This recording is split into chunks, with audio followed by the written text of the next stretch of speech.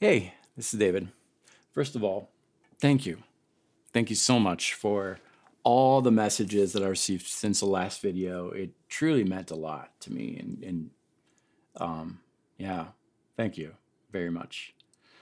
So like I said in the last video, not everything is bad. As a matter of fact, through some of the difficulties that I've shared and many that I have not shared for, private issues, privacy issues.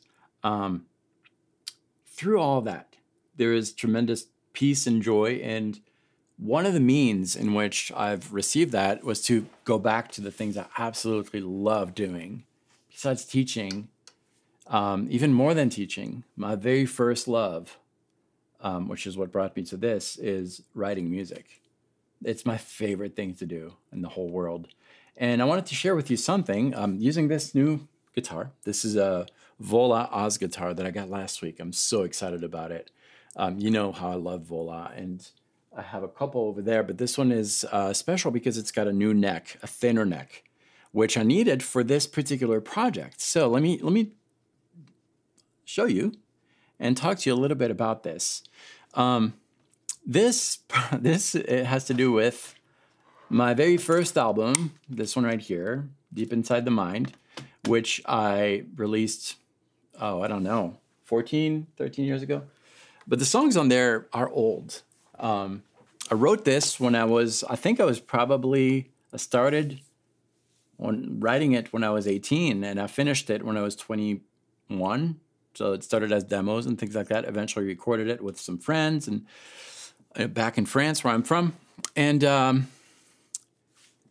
always liked the songs. They were always kind of like, they had something special in my heart, but the production wasn't there. I've always wanted it to sound like the last one, Evolving Seeds of Glory. So I got Nick DiVirgilio to record the drums on there. All of that has been ready for maybe 3 years. Because of all the stuff that happened, I wasn't able to do that, but I got back into it. So if you don't know anything about Deep Inside the Mind, check out the original song, what it sounds like. God had made. It's vocals and stuff. Kind of oldish. So, I'm redoing everything.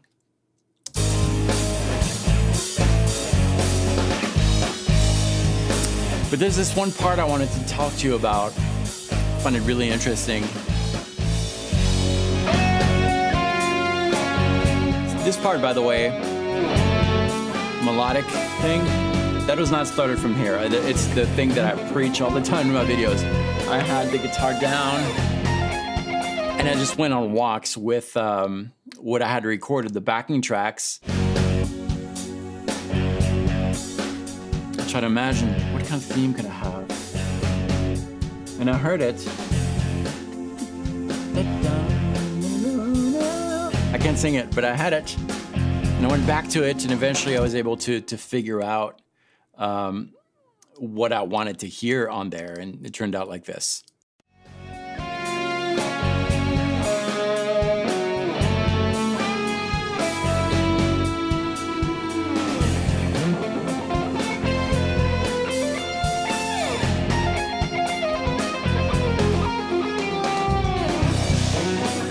I really like this theme.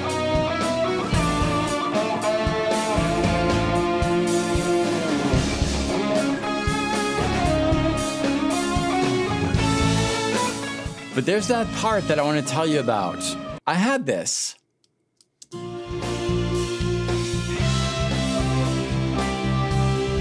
And then, just kind of empty. I needed something there. And that's the cool thing. I grabbed my guitar, and I worked on this for, a few hours, trying to find a theme. I tried to find the theme, I couldn't find it. Plus, I had just come out of a pretty strong theme, so I didn't want to have another strong theme right after this. So that's pretty strong.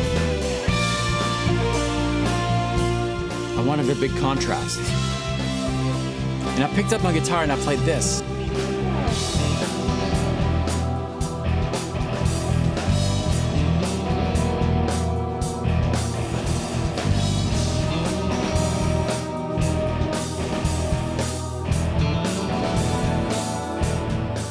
establish the mood, and then get into the next part. Let's talk about that. So this is something that came after just kind of really just picking up the guitar and listening, and I'm just gonna do some, I had the rhythm, da, da, da, da, taka, taka, taka, taka, taka, taka, taka, taka, and then out of the blue, what? I didn't really think about what am I playing. My fingers just went for it. And it starts with this pluck of the 4th string, open string, and then 2 hammers on 2, 2, and 4. And then play the 3rd string open, 2nd string open, and then a hammer on the 2nd string, 2nd fret with my index. So that is the first thing. And once I heard that, I was like, oh, maybe I can expand on that. And I tried, you know, maybe moving it, which sounded cool, but it didn't really fit the track. And that's where I tried to modify some of the notes to fit the overall backing track. It's kind of using the same thing, but a few alteration of the notes. Check this out.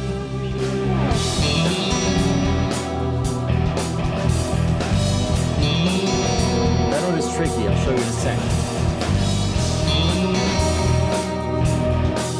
Starts the same. The tricky part of this is right here. See, I am hammering on the 3rd string, but the 2nd string is already ringing.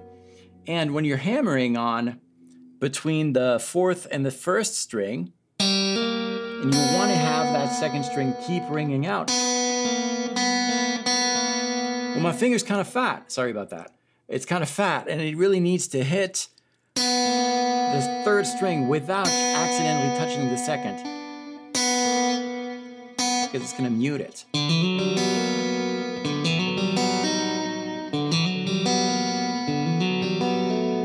But it all starts the same. The first variation is a hammer on the 2nd string, 2nd fret. The next variation is a hammer on the 3rd string, 3rd fret. The 3rd variation is a hammer on the 2nd string, 4th fret with a picky here. And then the last variation is a hammer on the 3rd string, 2nd fret.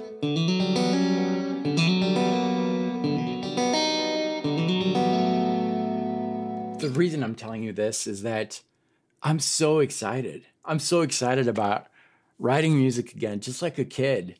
It's not ego-driven. It's not, I don't know, athletic-driven. It's not. It's joy-driven. I love it. So, anyways, I've been working on that lately, and this vola has been amazing for that, by the way.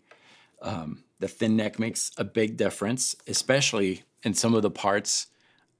Truth be said, the real reason I got this particular neck was for this one song I just could not play with my regular volas.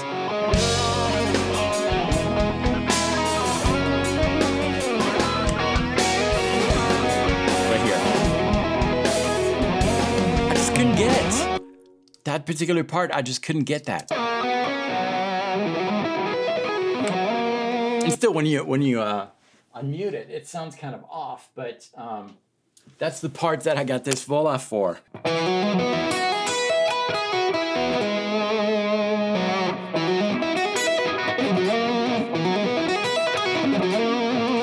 Let's see if I can play it, and then I'll let you go, I promise.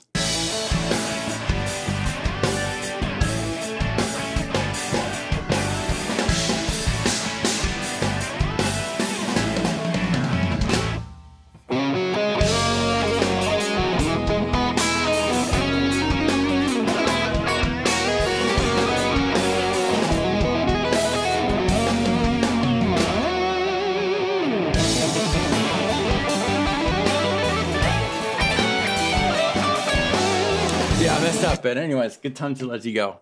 I'm excited. Thanks for watching. I'll see you next time.